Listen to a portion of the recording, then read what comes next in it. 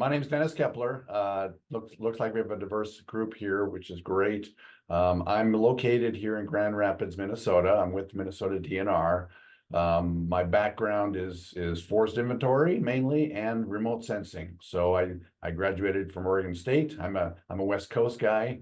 Worked out of Portland, Oregon, with a private consulting firm for quite a few years. Did a lot of inventory and remote sensing work all over the Northwest, including Alaska. A lot of field work, a lot of data analysis. Moved to Minnesota back in '97 and was hired as a remote sensing analyst, and I've been here since then and became the program supervisor in 2013. So I've been the program supervisor for a little over 10 years. So let me start the presentation here. But I wanted to include a lot of information because FIA is so extensive and such a national program that it's important to get a good feeling for what it's like, what it does, and how important it is for not only Minnesota but for the nation in itself. So quickly, I will go over a little bit of who we are with the resource assessment. It's only one slide. And then I'll talk about the national program, some of the data collection, the deliverables, Minnesota in particular, talk about urban FIA, which we've got into the last couple of years, and then some future thoughts about how we'd like to utilize FIA in the future. By the way, if you have questions, I don't have a problem stopping and answering any questions you might have. So please ask them away. I'll try to be as informal as I can. So please ask questions if you have them. So first of all, resource assessment is a statewide program, and we're responsible for a plethora of responsibilities. We mainly do forest inventory, but we also do a lot of aerial and satellite image data processing, data collection, and deliverables. And so you can see the list here. It's very extensive, and these are just a few of the things that we do. So we're in a lot of divisions. We work with a lot of other divisions besides forestry, and we do a lot of other things for forestry in and of itself, besides FIA. So FIA is one of our core, but we do a lot of other things besides that. So forest inventory analysis. First of all, forest inventory analysis is a national program, and then the goal here, it's Congress, it's mandated from Congress, and the goal here is to collect data across all ownerships and deliver analysis and information about our forests. That's really what it is. We also utilize new technologies and think about the future of what that looks like for FIA and our forests. Currently, the FIA program is divided into several regions, and we're in the northern region, of course, in Minnesota. But there's the other regions as well, and it constitutes over 750 million acres of forest land in the United States. And so it's pretty important to assess what our forests look like in Minnesota, but also nationwide. The three core properties of FIA really is not only collecting forest inventory data, but it's also the National Woodlands Ownership Survey and timber products output. I will not concentrate on those two. I will just briefly talk about those at the very end. But FIA is what my core is, and that's where I know my information, or that's what I know mostly. But the national program also is responsible for what we call NOAA and TPO. The FIA program as a whole is a matrix type organization. We have data acquisition and information management. So we have to manage that data that we collect, which is quite extensive, as you can well imagine. We conduct a lot of analysis over the years because this is a monitoring program. And then we do, not necessarily myself particularly, but the program itself have a lot of research that we conduct to analyze what's happening in our forest land. From a global perspective, we constitute a bit of forest land in the world, and you can see here where we sit, not only in the U.S. but in North America. So we have quite a bit of forest land compared to other areas in the world. But for ourselves, it's around 33% of our land base. So it's an important factor in our economy and in our land base. So as you can see here, just a quick map of what's forested in the U.S. So there is a bit of forest or a bit of land area that isn't forested, but we're concerned with what is. On the left there is Alaska and Hawaii, as you can well imagine. So FIA in general is to assess the forests, and we do that through a FIA plot management system, which constitutes around 350,000 plots collected annually, and now we've extended out into these other national territories. At the bottom there, we spend around $75 million per year to collect this data and analyze it and process it and report on it. It's currently on a 7-year cycle. I'll talk a little bit more about that later, but that's the current cycle for FIA. It's also grown out into other countries. Other countries are curious about what we do, and so I know that the FIA program, from the national standpoint, has gone to other countries and talked about FIA and how they might implement our monitoring program.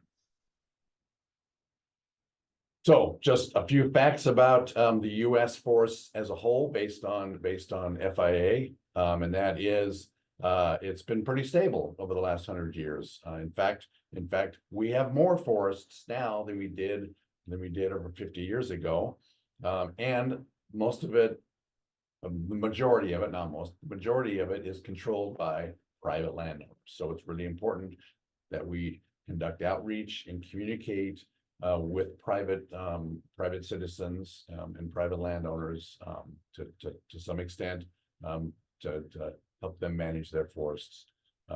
That's not our goal in FIA. However, we want to talk about what their forests look like.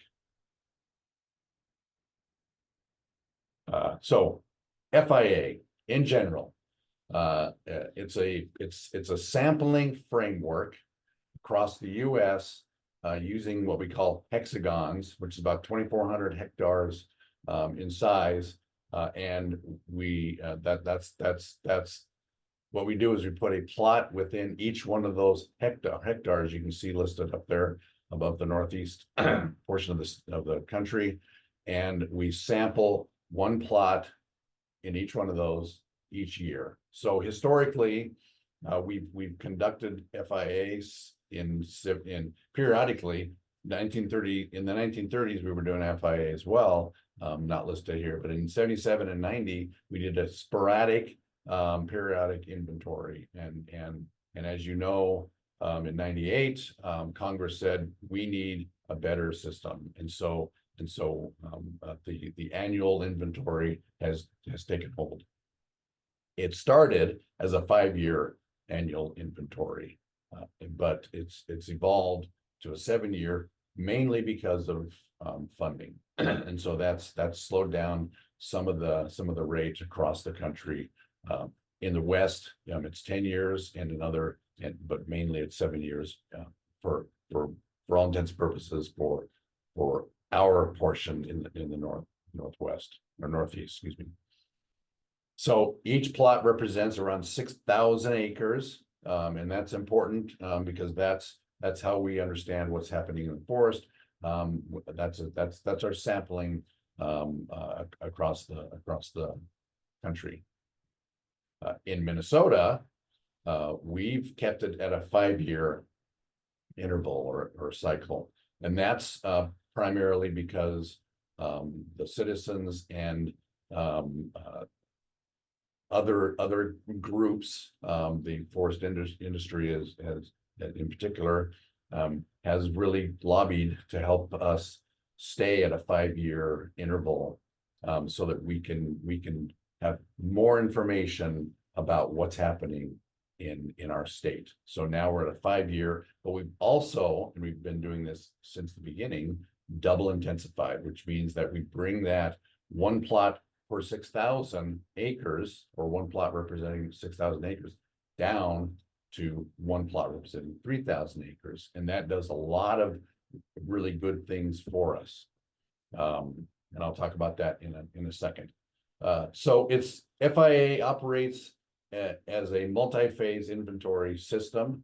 And this, what I'm representing here, is basically phase 1. And that is, we stratify the land base based on forested, non-forested, and then we identify crown closure, and we try to fit a plot within the hexagon within forested land. Phase 2 and phase 3 is the permanent plot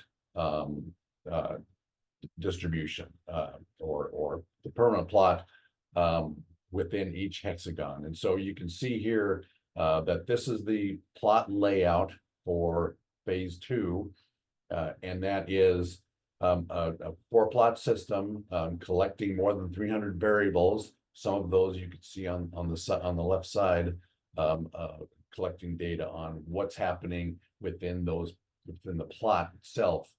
And so phase 3 is a smaller plot with forest health indicators and invasive species and the like. And so we want to be able to sample that, and we do that typically in the summertime in Minnesota.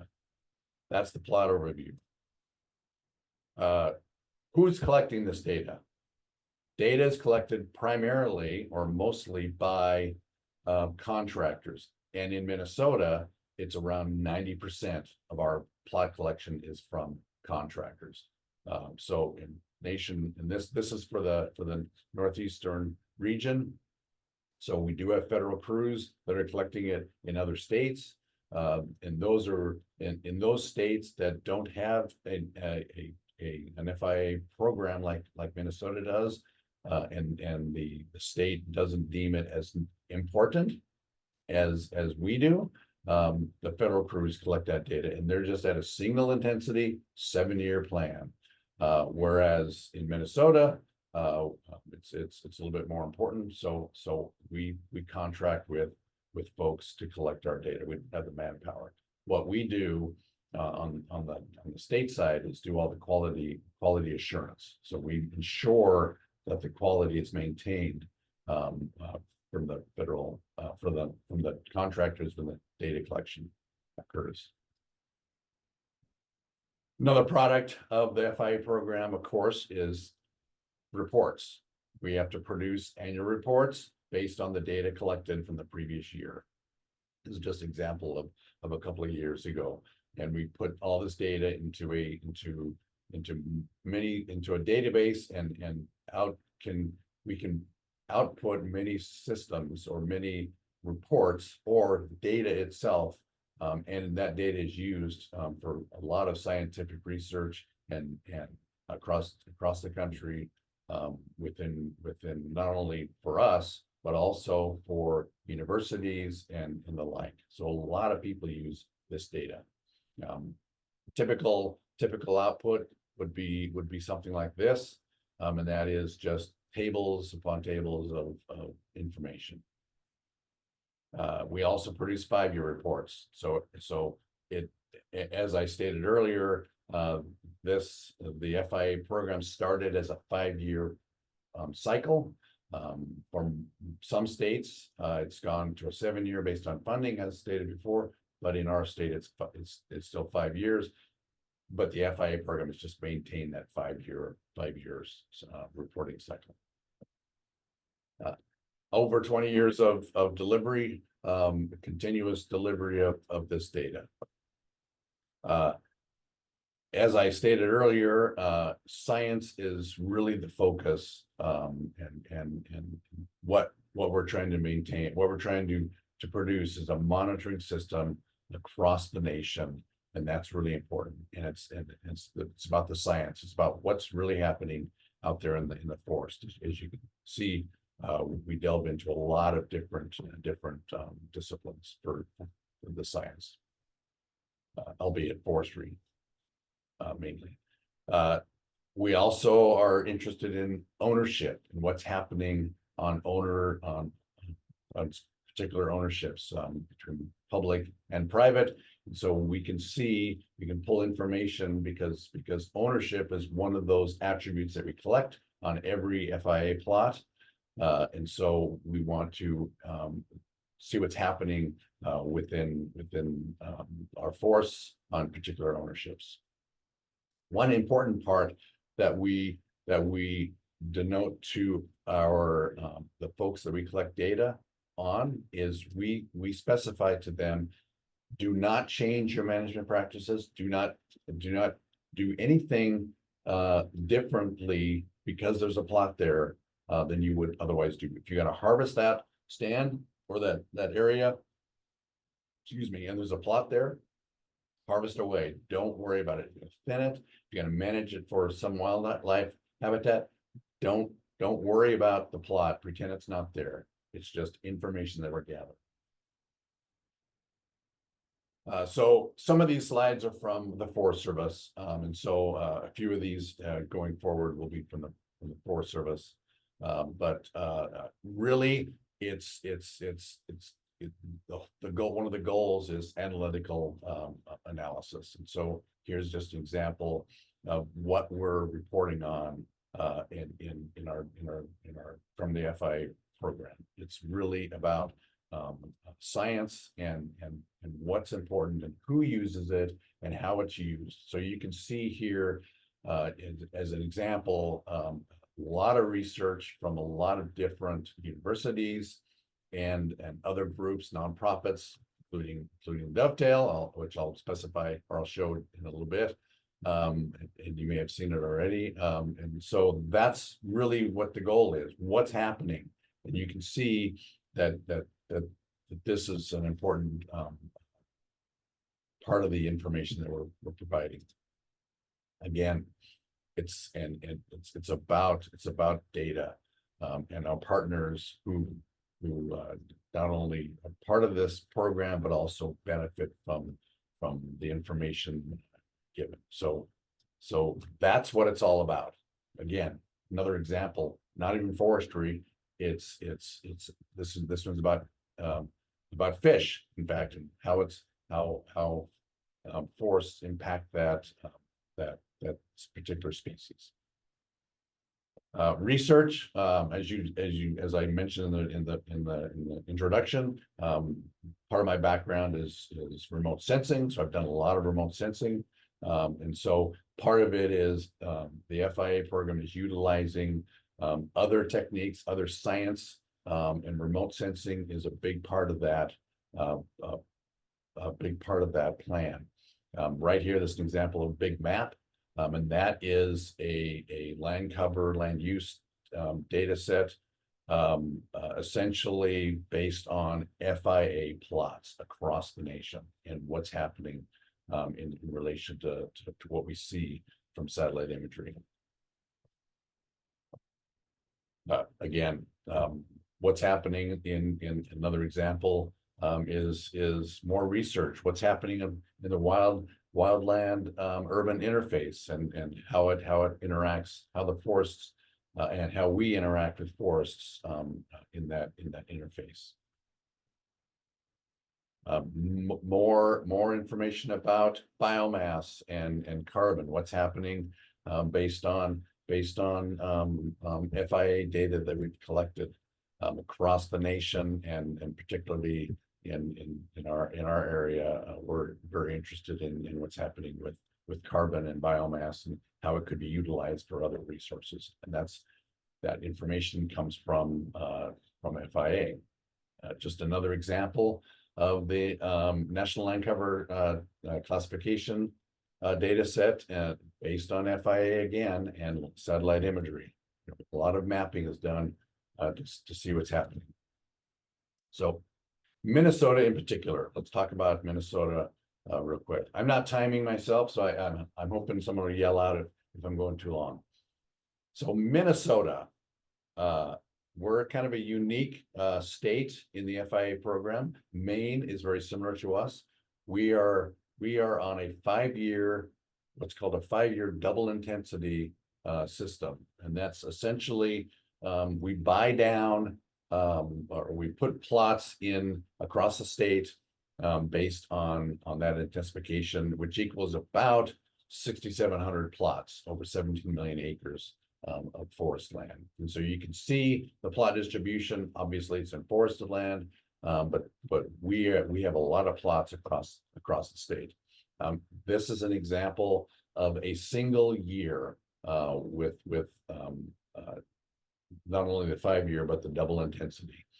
So the state itself, we collect around 1,350 plots per year across the state, and that's not only P2, but it's also P3, which is that phase 3 that I was talking about, collecting forest health indicators as well. We do that in the summertime. We also collect data, as you can see, in the boundary waters and in the Voyager National Park. Although that's at a single intensity, we don't double intensify that because the state doesn't want to pay for that, but we still collect data up there. As you can see, we spend a lot of money on FIA, a ton of money. Right now, it's a 60-40 split. 60% of the expense goes to the state. So the state is paying for that buy down from that 7 years where the nation is down to 5 years. So that equals a couple hundred plots, plus we double intensify. So and we keep that at a 5 year. So there are criteria that we have to maintain to keep it at this level. So what are the benefits and why do we stay at a 5 year instead of a 7 year or 10 year or something like that? As you can see here, some of the benefits include improved in precision. So that's a really important part of what we provide to the state.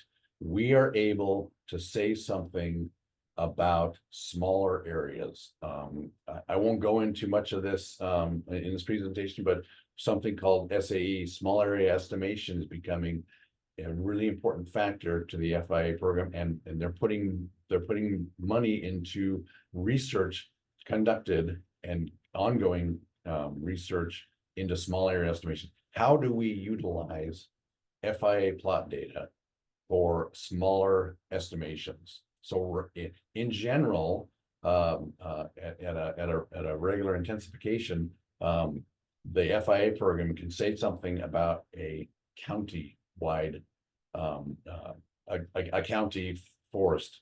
So we can take St. Louis County, for instance, and say, we know what's happening in the forest. It's tabular data. It's not spatial data, but it's tabular data. We can say that, yes, this much is being harvested. This much is in county or I mean in public or private. This much is happening in mortality, and this is harvesting, and so on and so forth.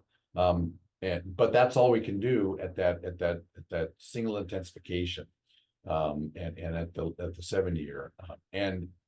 But what that means is if we bring it down to 5 year, we can say a little bit more about the county than we could at 7 years, and part of that is the age difference. Now we're looking at 5 year data instead of 7 year data.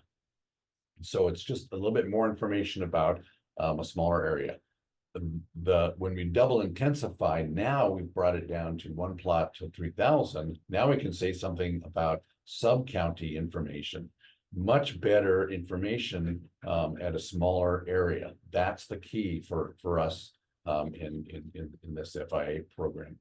plus now we bring that age down to 2.5 years. So at any one time, we could cut out an area in the state and say what's happening in the forest land based on FIA, and at any one time, it's only maybe 2.5 years old. So there are changes that happen that occur across the forest in 2.5 years, but not significant unless there's been catastrophic events occurring. And even that, we can catch those pretty quickly with FIA data. So not a lot of states can say that about their forests like we can, which is really nice. In general, just a few more slides on what's happening in Minnesota. As you can see here, forest land, it has changed over the decades based on FIA, along with timberland. And as you can see here, since FIA has been earnestly collected, forest land and timberland has been increasing in general over that time period. Forest gain and forest loss, we can predict that, or we can identify what's happening. We can't predict that, excuse me. We can see what's happening based on FIA data. While there has been forest loss in other land uses, in some land uses, there's also been a significant gain in forest land over this time period in those land uses. Again, talking about different types of forests and what's happening. This is just illustrating, and the next slide kind of illustrates this as well. This is just illustrating how our forests are changing through the years. What's the age classes look like? In this slide in 2018, we had a little younger forests, but I think that what's happening, according to this in 2018, is that our forests are getting a little bit older as we go through time, and we see that in the data consistently, that our forests are getting a little bit older. This is way too much to read, but this is just to illustrate what those changes look like. How much have we changed? And as you can see here, that forests appear to be getting older in Minnesota. And so in general, forests have increased in Minnesota, and they've slightly increased on private land owners, private land in general. So another thing that's really important in our forests, obviously, is forest health, and we can look at the data and we can use other ancillary data, and in this case, this is our sketch mapping. We actually have somebody that gets into an airplane and flies sometimes with Forest Service, but mostly on our own now, and we identify forest health across the state every single year. And our forest health, this is from that forest health data, and this really illustrates what our FIA data is saying, that things are happening in the forest that we don't really like. In this case, larch beetle is considerably increasing based on their data and our data, and we can show that is an accurate depiction of what's occurring. So the other thing that I just wanted to mention within Minnesota is using FIA data and or other data to do some science. And in this case, some of you may have seen this presentation. This is not a full presentation, it's got just a couple slides on our partnership with FIA, with Dovetail, and looking at carbon within the state of Minnesota. So what were we doing? We were trying to develop a methodology to identify carbon opportunities in the area, and we did three different types of projects, 20,000 acres each, and we did an assessment. And what is this based on? It's based on field data, FIA. We also used what we call PBI. I won't go into that, but that's I'll talk just briefly about that later on, but that is another plot, FIA-like plot system that the DNR has developed, our shop has developed for better inventory across the state. We also use remote sensing data. As you probably seen across this presentation, that remotely sensed data is becoming more and more important. Why? Because it gives us spatial information, whereas FIA is terrific. However, it only gives us tabular data. It tells us what's happening in an area, but we don't know where it's happening. We just know it's happening in that area, countywide, statewide, whatever. And then in conjunction with that, we also use open source software. We use Google Engine, Earth Engine quite a bit, Fusion and R as well, to do this work. And this is not only this carbon assessment, but also most of our research and our work that we conduct. We use these three types of data all the time. I can't emphasize that enough. In general, this carbon assessment looked at 3 different areas in the state, in Minnesota, and these are the areas that we were looking at using FIA data and remote sensing. In general, this is just a typical slide from that presentation, and what it's doing for us is it's telling us what the improved forest management strategies recommend based on the amount of carbon that's in these areas. And you can see that it demonstrates the usefulness of not only field data, but how we utilize that field data to with other data like remote sensing data to help us manage our forests in a better way. Okay, so FIA is also moved into urban. So not only are we interested in what's happening in our forest land, but we're also interested in that interaction of forests within our urban areas. So if we're interested in what's happening in those urban areas, we need to figure out a methodology to monitor that and to investigate what that looks like. So what we've done here is identified those cities that are important. There's a specific size based on the U.S. census that we're interested in conducting the inventory on, and as you can see here, most of these cities are listed. We've actually moved into Minnesota, and we're conducting this urban FIA. We started this about 5 years ago, and I think the first report, in fact, is it was just delivered to me a couple of weeks ago from one of our biometrician who worked with the federal government on that reporting system.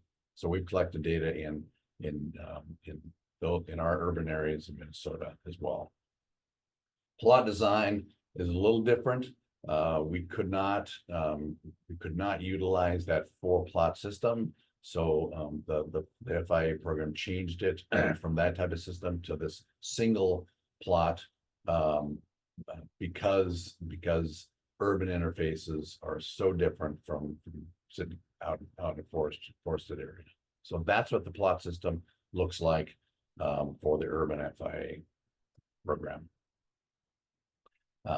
One of the keys here, and I hear this from the FIA program, is no tree left behind. We want to see what's happening everywhere on every type of interface or land use, as opposed as it goes to trees. So as you can see, the list across the bottom is really important to the FIA program. They're looking at rangeland. Now they're looking at other areas, what's happening not only in our forested areas, but in how we utilize our lands, and then what's the what's happening with trees on those other lands. So I think the last point there was 80% of our population lives in urban, so it's pretty important. We also are interested in how, you know, there's quite a few trees that are brought down or cut down in urban settings, from elm to ash to others. How do we utilize that information, but also those trees? And what are the benefits to and illustrating this to populations and urban folks that trees are really important for energy savings, as well as what that does for just interaction of the human forest interaction. A lot of benefits to trees, as you well know. You likely wouldn't be in forestry if you didn't think that. So where are we to date? I think this might be 2 years old. We've done 40 cities across the nation, within 28 states. And in the northeastern region itself, we've done 32. So quite a few. And Minnesota is one of those states, one of those 20 states. Their plan is to finalize 4 more cities statewide, five statewide within the nation in the next couple of years. And how is this data delivered? Similarly, like we deliver data to the P2 or the FIA core, as we call it. It's through other interactive sites. In this case, Might Cities Trees is an important interaction that anybody can get onto and look at. If urban FIA has occurred, has been data collected in your metropolitan area or your city, you can get on this site and you can see what's happening in your city as it has to do with trees. Very important. Another really important output is the iTree, and as you can see, the list here on the left is pretty extensive. All these tools that are listed here are free. People can use these, and they do use these for interacting within their urban environment, for tree planting, for identifying how trees help your city and the like, and your particular property, and what you can do to improve your urban environment through the use of trees. These tools are greatly used. We're also going global with iTree. A lot of developed, you know, the nation has developed a lot of great tools, and so other countries are beginning to use those as well. Continuous research, you know, that's kind of the thread here, right?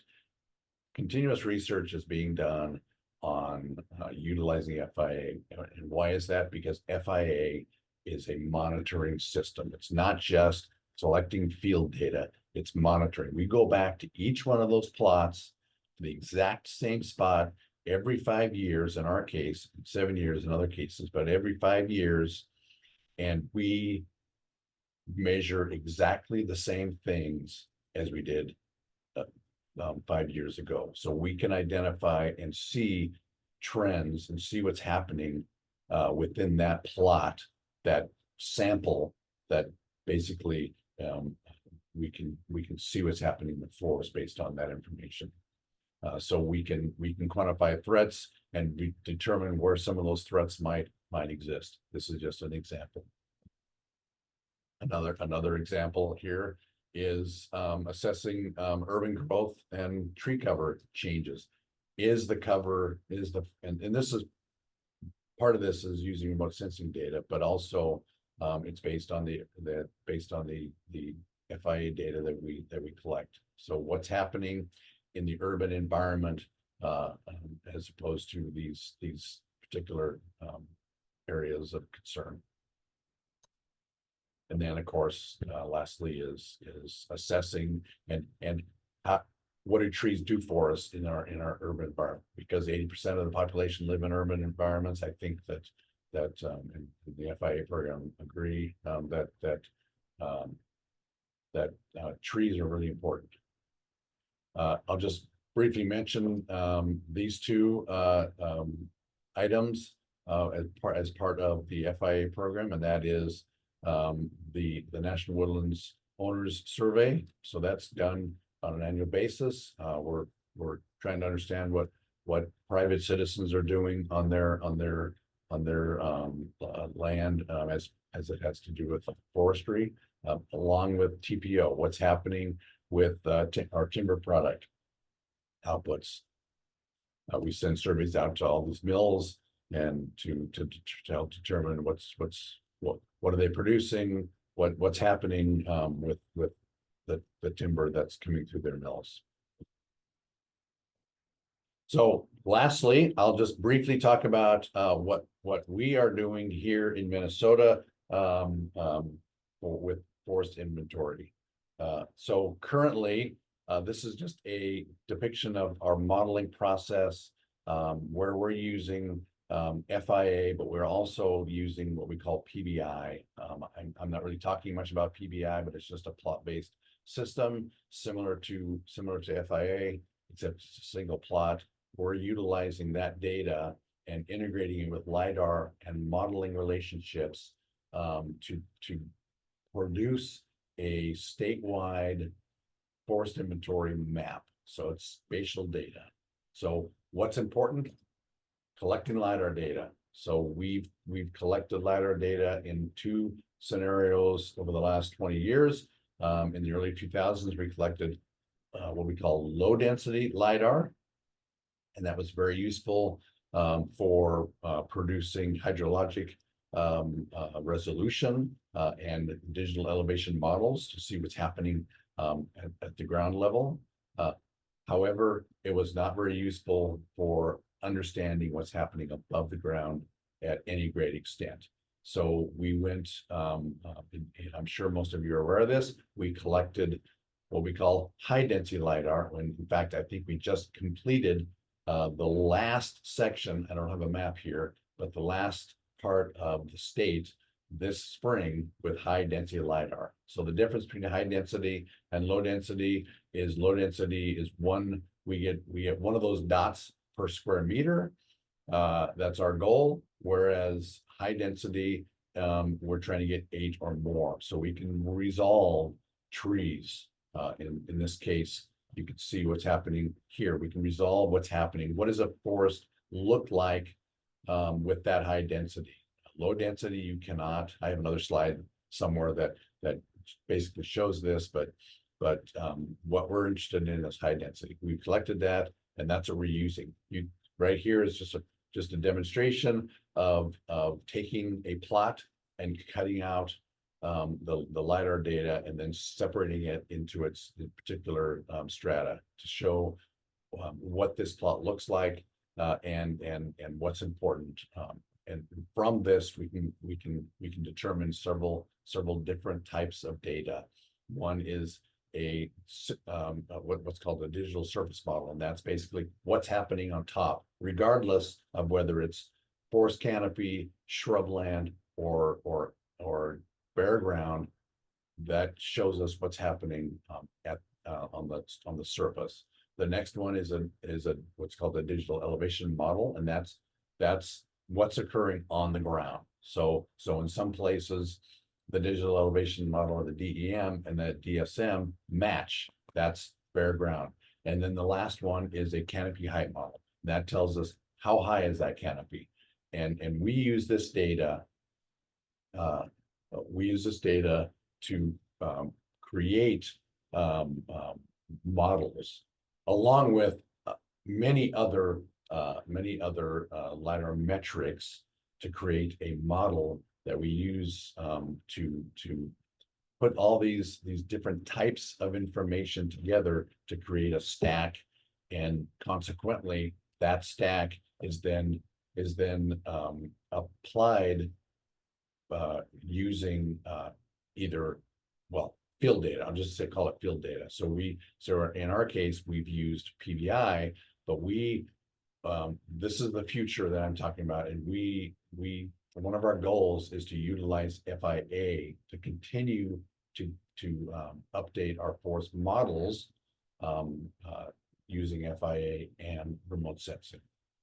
So it's an important part of our process in our forest inventory for the state of Minnesota, utilizing those two different types of data to create what's important to us, which is this.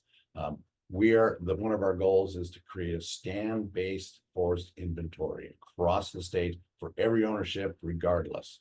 So this is just illustrating what that product looks like. In the bottom right, you can see that is aerial photography.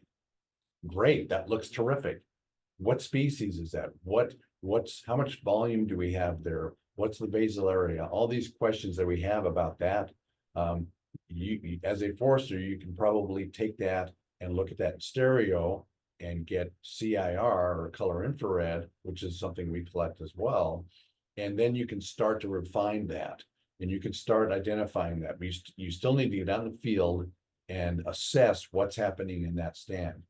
Through this new process using LiDAR, we have a lot of different metrics from height of that tree or those trees, that canopy, to what that structure looks like. Then we impute that using plot data that represents the area. And if you now have enough plots across the entire state or the region, now you can start to say something about what's happening out there in that stand, or that you're particularly interested in. Okay, so that's our future. So I just want to say that partners galore within the not only Minnesota but nationwide. So any questions, please send them my way, and I want to thank you for allowing me to present the FIA program to you folks. And it looks like I hopefully made it just barely in time. So questions. Wonderful presentation, Dennis. Thank you. And it is just a reminder of how robust this information is. There's a lot there, and so you've given us a good sense of that. So the question one is FIA including data on the value chain, or is that done by another division entity? I think that's getting at the TPO report, but I don't know, Dennis, any reactions to that in terms of how FIA intersects with looking at the value chain or wood products, I think. So wood products, we in Minnesota, we have a couple of folks that are responsible within the Division of Forestry to actually conduct that work. They send out surveys to all these mills and to figure out what's happening with TPO. We in resource assessment, we don't actually do that, but that data, that's done within the Division of Forestry. Hopefully I answered that question. Dennis, thank you. What's the difference between forest land and timberland? Well, it's subjective, right? You know, the last part of that presentation, we were looking at stands that were designated. When we embarked on this forest inventory data using LiDAR, one of our goals was, we can use LiDAR to create a stand. While that's true, it's subjective. You could give a forester 5 different foresters the same stand, the same area, and they'll delineate stands differently. So forest land is and timberland is a little different. In my definition of forest land, it's forested areas that may not necessarily be timber. So we don't necessarily utilize it for timber products. And timberland is what we're utilizing specifically for timber outputs, so harvesting and the like. That may be a little different than other definitions, but that's the way that I've looked at it. It looks like we have a question. Someone's hand is raised from Michael. Yes, yes. There's a question there about the sampling of Alaska. FIA Oh, is FIA sampling. oh, oh, Is that that's a great question. They've embarked on that in the last, I think it's the last, I don't know if it's been 5 years or not, but it's been occurring for the last 5 years because Alaska is so huge, so large, that they could not put a 7-year plan together. So what they're doing in Alaska, and I don't know all the particulars because I don't work in that area, but what they're doing is they're using LiDAR in strips along with FIA plots within those strips to get a better sense of what's happening in the forest land. So it's a sampling system, but it's really a much smaller sampling system, and it's based on strip gathering. excellent? And then the last question in the chat, I think, is related to the urban FIA and whether that, when they collect the data in the urban FIA, if they do like an individual tree health, tree risk assessment, looking for the cavities, rot, or the integrity of those Yep. urban trees. Is that part of that? Individual, yes, exactly. Same thing with FIA. We're looking at each individual tree to see what's happening within that tree. So it's not in general. Excellent. Well, thank you, Dennis, very much for your time Yep. and your expertise with us today. Just very grateful for what you were able to share with us.